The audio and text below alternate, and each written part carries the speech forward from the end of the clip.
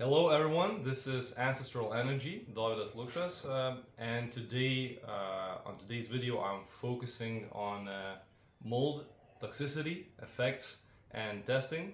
We have a guest, Brett Mead, the founder of Buildings Biology New Zealand, and throughout this video, we're gonna move through some theoretical information about mold and its prevalence and the symptoms that it causes on your health, and a lot of links to chronic diseases. As well, we are going to touch upon how we can identify, how we can see some signs that your house possibly can have any of infections or toxicities of mold, and how does that translate into your body's health. So mold toxicity, the main toxins come from the mycotoxins. So it's the mold is secreting these compounds that cause like immune response, and it raises the activity of immune system through the roof, through the charts, and it creates a lot of inflammation. If that inflammation continues over time for prolonged exposures, it constantly keeps the immune system triggered. So that causes chronic inflammation in essence, and wherever there's chronic inflammations, there's all sorts of disease, which pretty much for every person can go to a slightly different biological system. For somebody it can be more skin, for somebody it can be more gut microbiome, for somebody it can be more like respiratory, etc. But there's still some kind of symptoms that are very much related with mold toxicity, that would be respiration system problems, so chronic coughing that is like not in essence explainable, skin problems, joint pain, gastrointestinal system distress, and a lot of like allergies, and in essence just like lots of sensitivity to different substances, food including. So I would think that would be some of the things with kind of symptoms. Maybe Brett, you could also introduce yourself a little bit, and how did you even came to this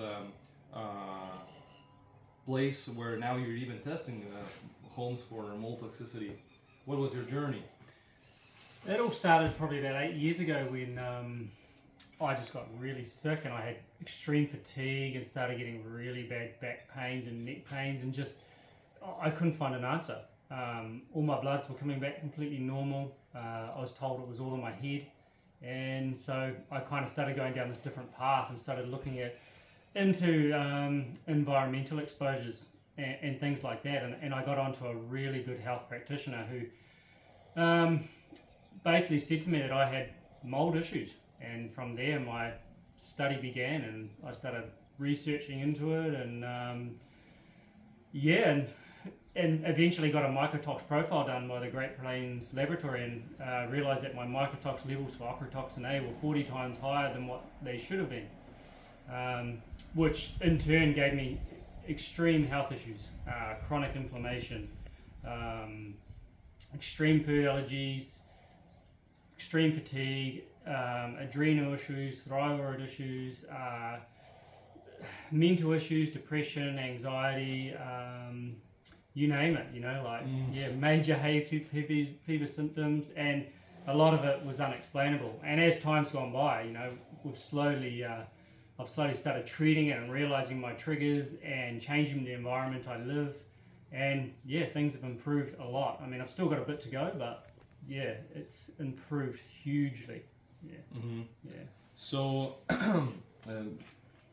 you can see how many different health conditions Brett has experienced, and it was mainly related to mold, because you probably have tried a lot of different things, healthier lifestyle, healthier diet. It was not they would probably just move things better like tiny bit, but they would not treat the root cause. It wasn't until we started targeting the mold directly that then things started to improve more and more. So could you walk us through, like, first of all, how like, for example, what are we already see you with this white suit, which looks really cool. Like Brett has some gadgets, some instruments that he uses for mold testing. So could you walk us through actually what you have, what you use Sure. for the testing, and then how do you attack the mold directly, kind of. Okay. So yeah, let's maybe start with what you have there. I mean, yeah, I got into this industry obviously because of what I've been through, and I was trying to learn to make my house more healthy, and that's kind of how I ended up here. So basically what we have is we have totally different things for testing things. I mean, we have surface sample things, which, I mean, this is a swab which gets me into different areas that may be quite tight to get into if I see any form of visual mold, and we just swab an area and work out what the measurement is that we swabbed, and then the laboratory works it out somehow from this swab and what the square meterage of mold would be in that case. And this is a tape, which is very similar. It's another surface sample thing, because we do two sorts of sampling. We either do surface sampling, I mean this one here literally just gets stuck on the mold, and then we put it on the agar plate and then gets put under the microscope, and then they figure out what the mold spores are per square meter.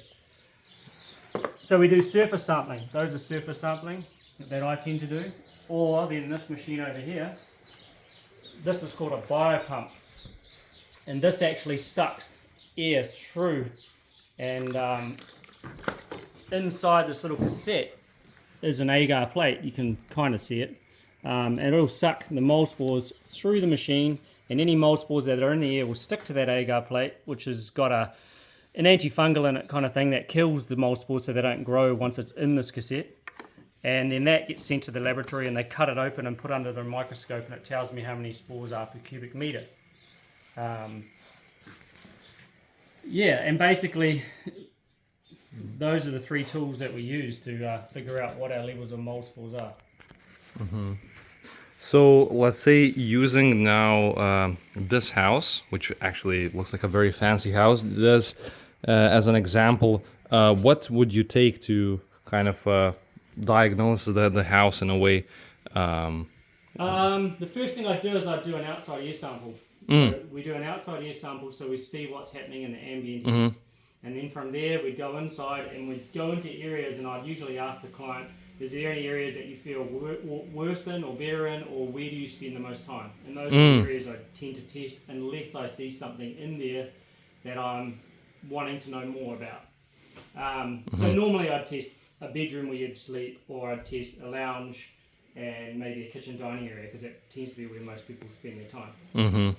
And then I also test things. I mean, with these, if I see any mold that any potential visual mold, I'd use these to give me to give me another example of what could be in the house, because we don't always pick up what's going on just by air sampling. We need to actually do both to get a really clear picture of what's happening. So one of the first things I would do in this house is, like I said, I'd test the three main areas that the occupant spends the most time, and then if there's any form of heating, especially heat pumps, that would be one of the first things that I would test, because that's probably one of the main sources that I see of mold exposure within a new house. Quick question: why do you need, let's say, the suit and that mask? Could you explain the people? Oh yeah, that's purely because of how responsive I am to being exposed to mold, and because I'm going into a house that is potentially mold affected, this is my health and safety to make sure that I'm not exposing myself. But it's probably not even wise for a healthy person who does not have an immune response to do it just like that. It's just for the safety. Yes. And you already been through this heavy journey with mold toxicity. So. So I mean, realistically, I probably shouldn't be doing this for a job. Yeah, but we can see like how brave you are, and helping people to identify the causes to these like chronic health conditions by mold. So maybe we can start like by going to the house actually to check, let's say, maybe 3 areas that possibly we could somehow like link where there could be mold or something like that. Okay. So yeah, you probably need to. I'll put this on here. Add everything. Can I help you to carry anything?